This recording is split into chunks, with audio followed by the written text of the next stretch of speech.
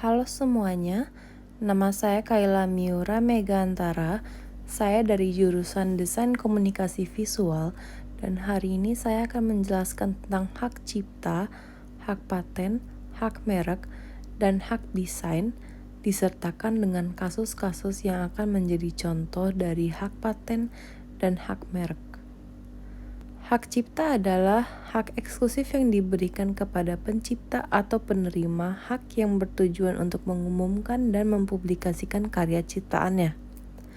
Hak cipta melindungi beberapa jenis karya kreatif seperti karya tulis seperti buku, artikel, jurnal, puisi, dan lain-lain.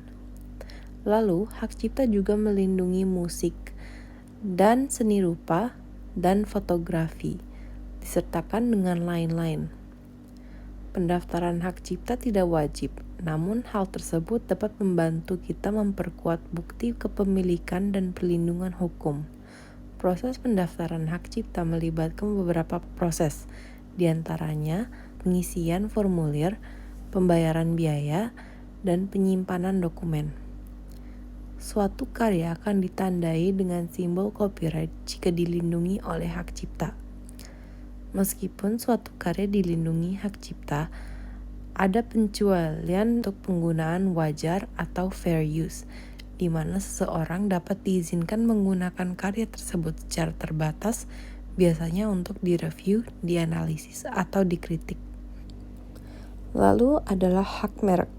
Fungsi utama dari sebuah merek adalah agar konsumen dapat mencirikan suatu produk yang dimiliki oleh perusahaan sehingga dapat dibedakan dari produk perusahaan lain yang serupa atau yang mirip dimiliki oleh persaingan.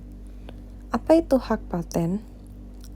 Hak paten merupakan hak eksklusif yang diberikan negara untuk melindungi hak hasil invensi seseorang dalam bidang teknologi yang spesifik dalam kurun waktu tertentu. Paten sendiri berbeda dari merek, meskipun keduanya termasuk dalam kategori hak kekayaan intelektual.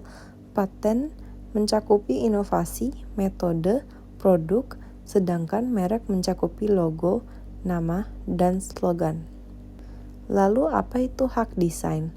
Hak desain adalah hak yang diberikan kepada pencipta karya kreasi desain dalam bentuk tampilan dan estetik untuk dilindungi dari ancaman penjiplakan, pembajakan, peniruan tanpa izin.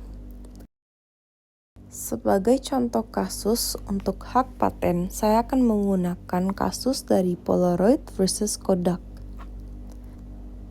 Pada tahun 1948, di bawah kepimpinan Edwin Land, mereka merilis kamera instan pertamanya, yaitu Polaroid. Polaroid memegang peran dominan di pasar fotografi hingga menghadapi persaingan pertamanya di dunia fotografi, yaitu Kodak. Kodak merilis kamera instan sendiri, yaitu seri Ikki. Polaroid harus puas dengan persaingannya.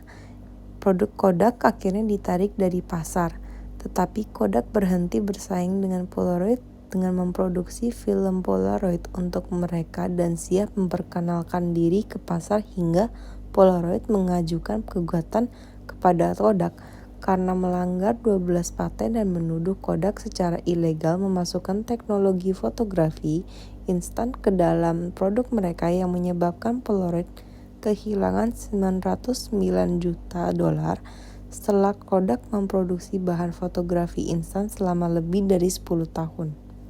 Kodak kemudian menyatakan salah setelah melawan 7 dari 12 pelanggaran pada paten pada tahun 1985. Kodak akhirnya bangkrut pada tahun 2012 setelah gugatan mereka berhasil pulih dari gugatan Polaroid, tetapi mereka ternyatakan salah. Mereka harus memberikan kompensasi kepada pelanggan yang telah membeli dari perusahaan tersebut yang tidak dapat lagi digunakan atau membeli film dari mereka.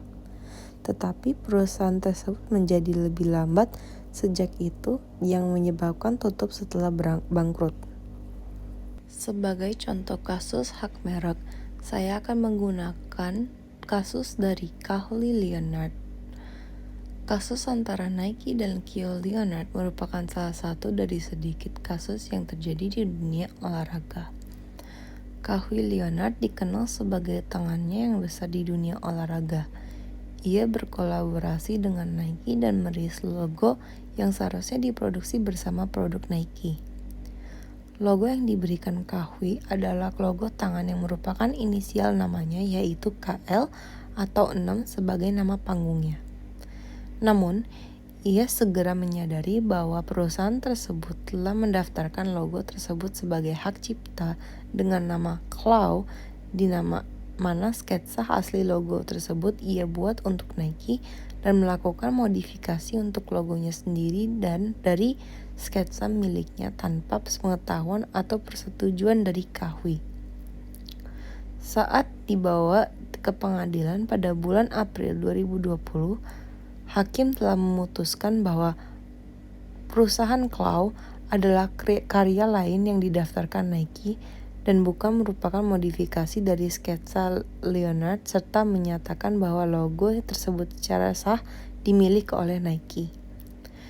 Juri juga mengatakan bahwa Nike tidak mendaftarkan logo tersebut tanpa persetujuan karena Leonard telah melanggar kontrak Nike dan Leonard dengan mengajukan gugatan di pengadilan yang salah.